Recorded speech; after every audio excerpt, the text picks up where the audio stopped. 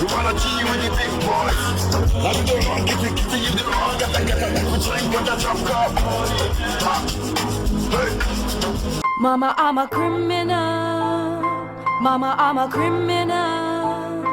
Mama, I'm a criminal, criminal, criminal. Défense News, Bayraktar a perdu son pari ukrainien.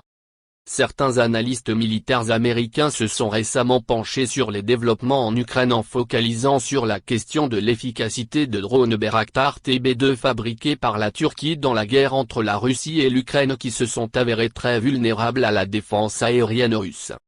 L'une des raisons de l'inefficacité du drone turc dans la guerre en Ukraine est de la lenteur de son cycle de production.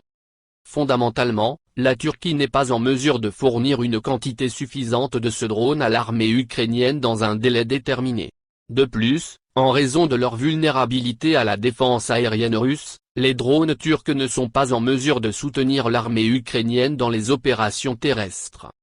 Bien que le drone ait déjà été utilisé en Syrie et en Libye et ait causé de graves dommages au système de défense aérienne russe Pantsir, la Russie ne l'utilise pas en Ukraine. En examinant le bilan des défaites du drone turc dans les guerres passées, son inefficacité devient plus apparente qu'auparavant. 39 drones sans pilote ont été détruits en Libye, 8 en Syrie et 3 dans la guerre du Haut-Karabakh, en plus de drones détruits par la Russie en Ukraine, dont le nombre est encore inconnu.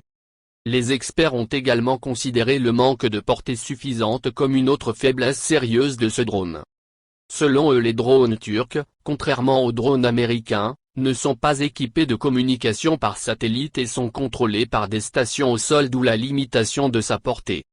En conséquence, ils peuvent être facilement interceptés et détruits par des missiles de croisière russes. La Russie, en revanche, n'a pas activement utilisé ces drones et a déployé désormais l'essentiel de ses efforts sur la consolidation de sa position dans l'est de l'Ukraine. Avant la guerre entre la Russie et la Turquie avait signé un accord avec l'Ukraine pour la vente de drones TB2. D'une durée de vol de 24 heures, le drone turc TB2 est capable d'emporter du matériel pesant 150 kg. Pour sa part, l'ambassadeur de Russie en Turquie, Alexei Yarkov, a déclaré lundi 4 avril que la fourniture de drones turcs à l'Ukraine était douloureusement perçue par la société russe. Cette mesure turque n'a que motif commercial et est incompréhensible pour le peuple russe. Les drones turcs tuent nos soldats. Les Bayraktar sont achetés dans ce but précis. Nous ne donnons pas d'armes à ceux contre lesquels l'armée turque se bat. Et la Turquie le sait très bien, a déclaré Yarkov.